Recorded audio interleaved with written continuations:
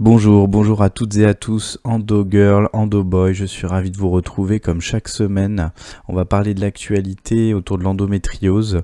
La semaine dernière, j'avais une extinction de voix, donc j'ai pas pu faire l'Endo News. Et cette semaine, on va parler de la congélation des ovocytes, d'une star. Et on va parler aussi des effets sur la santé mentale de l'endométriose et des effets sur la santé tout court.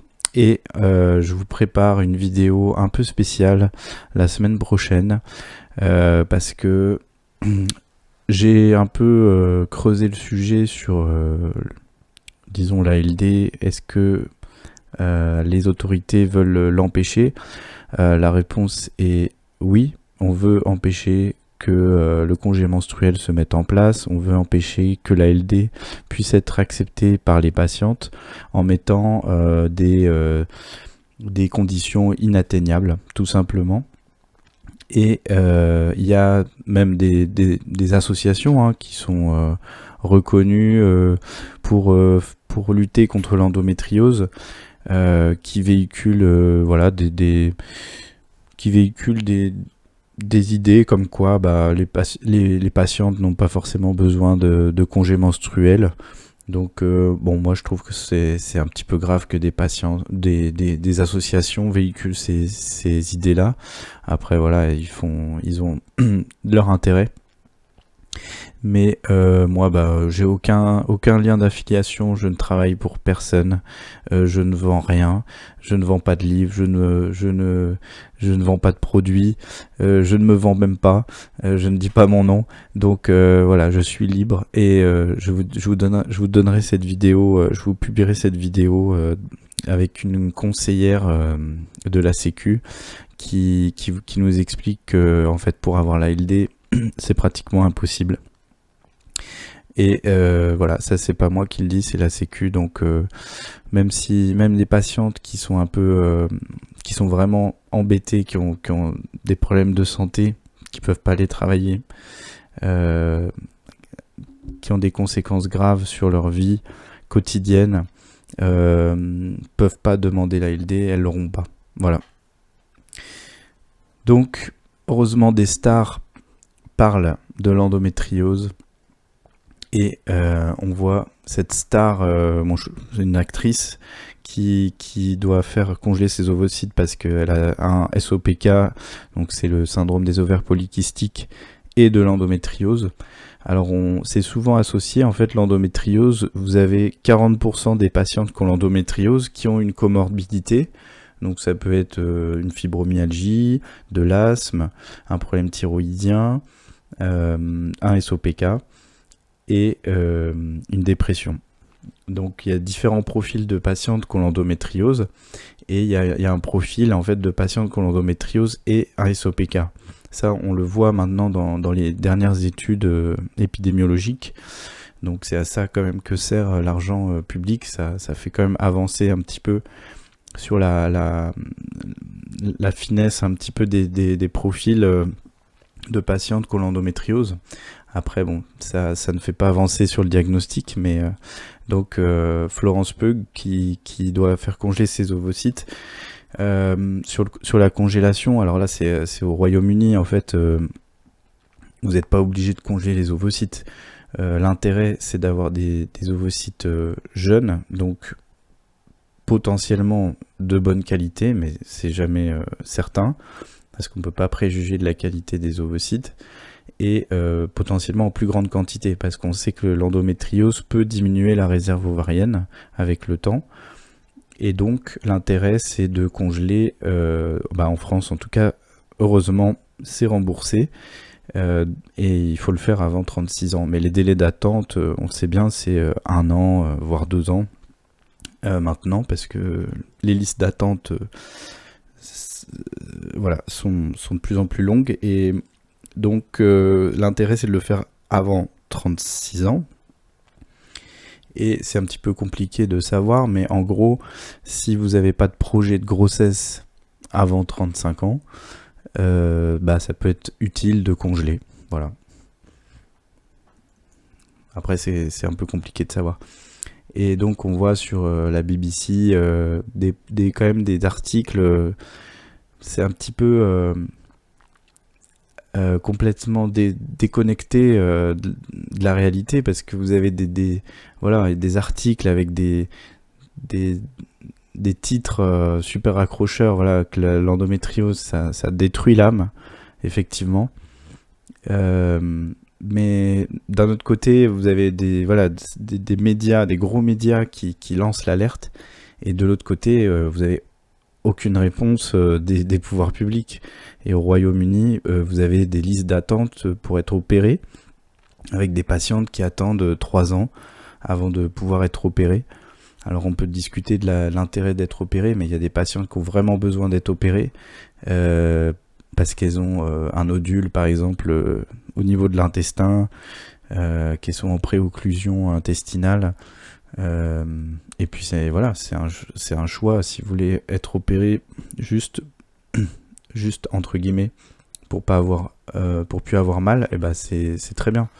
Bon, faut savoir que les symptômes reviennent dans 40% des cas après une opération. C'est le problème. Donc c'est pour ça qu'on n'opère plus systématiquement, parce que le problème c'est que ça revient. Mais voilà, quand vous voulez être opéré, en tout cas au Royaume-Uni, c'est très compliqué, et vous bataillez. Et voilà, cette patiente, cette femme, elle s'est battue, voilà, pendant 15 ans pour avoir un diagnostic. Ça paraît énorme, mais en France, c'est 10 ans la moyenne pour avoir un diagnostic, donc c'est très long. Et une fois que vous voulez être opéré, on vous dit non. Et on voit que depuis 2020, donc en 4 ans, la liste d'attente a doublé pour voir juste un gynécologue. Donc voilà, en France, avec les médecins généralistes qui font le suivi gynéco maintenant, les sages-femmes qui font le suivi gynéco, on a quand même un peu plus d'offres de soins. Mais il faut préserver ce droit, parce que c'est jamais acquis. Et on voit que effectivement c'est des réflexions que vous pouvez vous prendre, mais t'as pas l'air malade.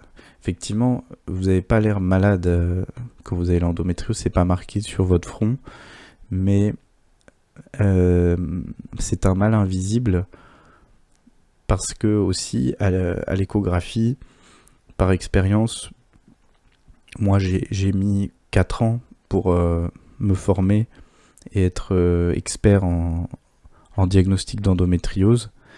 Et effectivement, c'est pas évident, mais je pense qu'on peut apprendre, et je pense que même un ordinateur pourrait apprendre à diagnostiquer l'endométriose à l'échographie. Donc je pense qu'il faut continuer à dire que c'est ok, oui, c'est invisible, mais quand vous avez des douleurs, c'est pas normal. Voilà, il faut juste rappeler ça. Les règles douloureuses, ce n'est pas normal. Avoir mal, ce n'est pas normal. Voilà, la douleur dans le corps, sur la planète, quand vous avez mal, n'importe qui, c'est qu'il y a un problème. Voilà. Alors, surtout si c'est tous les mois et à forte intensité.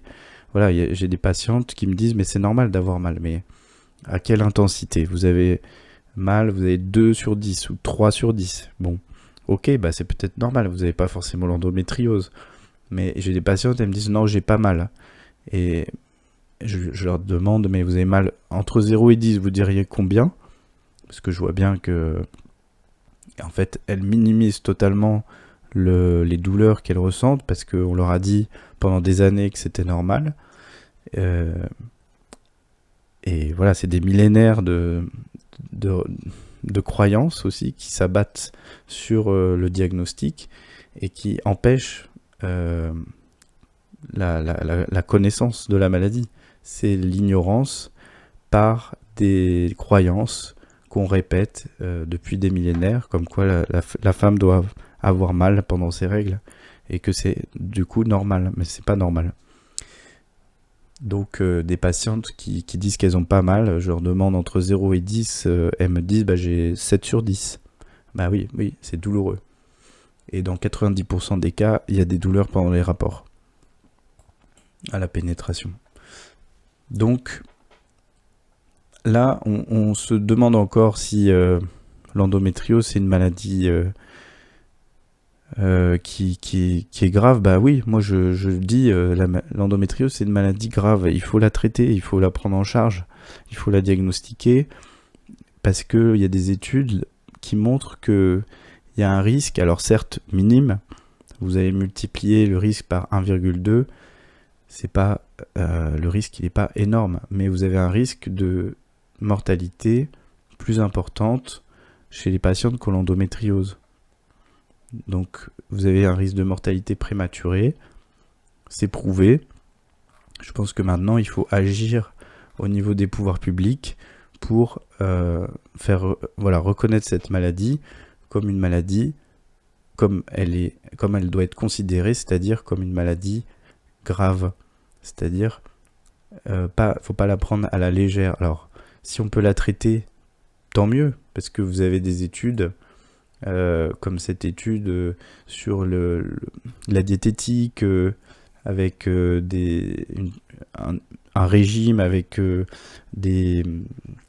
des fibres, voilà, un régime riche en fibres, et ça montre l'étude c'est une étude sur 10 ans quand même, et l'étude montre qu'il y a une diminution de l'endométriose juste par l'alimentation. Donc on peut traiter même avec entre guillemets, hein, la maladie disparaît pas, mais avec l'alimentation, la maladie diminue, donc les symptômes diminuent. Mais il faut d'abord avoir un diagnostic, et il faut d'abord avoir une prise en charge et un plan de santé publique.